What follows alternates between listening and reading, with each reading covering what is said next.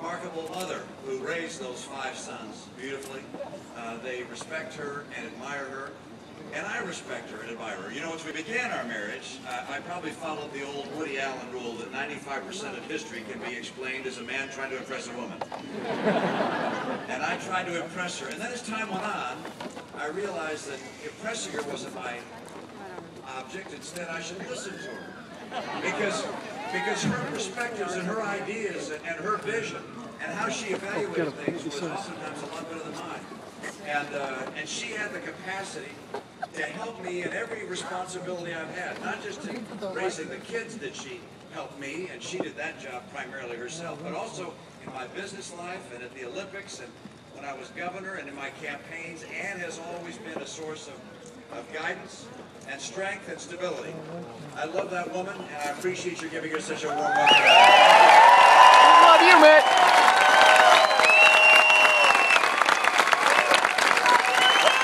We love you, Mitt. I'm not quite sure what's going on behind me. Every now and then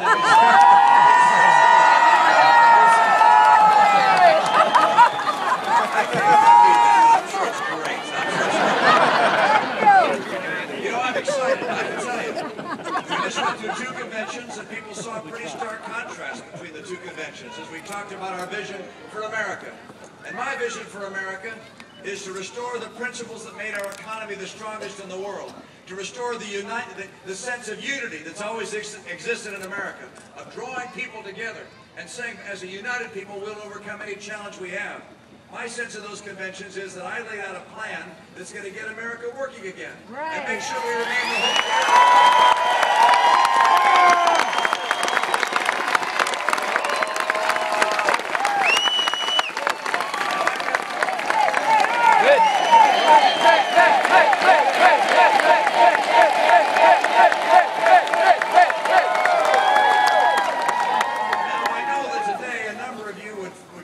with heavy hearts, because we've had a lot of bad news lately. We've seen over the last 3.5 years a lot of bad news. Americans are tired of being tired. These have been tough times. And just today, another report came out on the jobs front, another disappointing, sad report. There were 4 times as many people who dropped out of the workforce as the net new jobs created under this president. And it's not just a one-month thing. Has, I think now for 31 straight months, said, well, just don't look at the monthly numbers. Monthly numbers aren't that critical.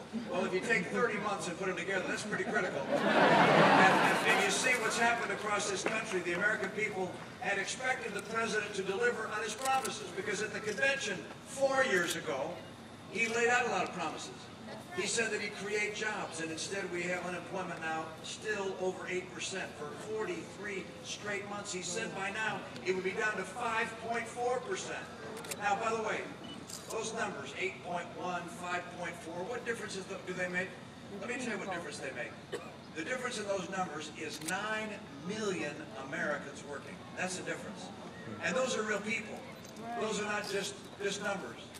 I was at a mine in Ohio, and a miner said to me, please save my job. And he had tears running down his face. I met a woman at a rally. She came up and she said, I've been out of work for 2 years. Can you help me find a job? I was with a woman in Florida who said she'd been out of work for 3 years.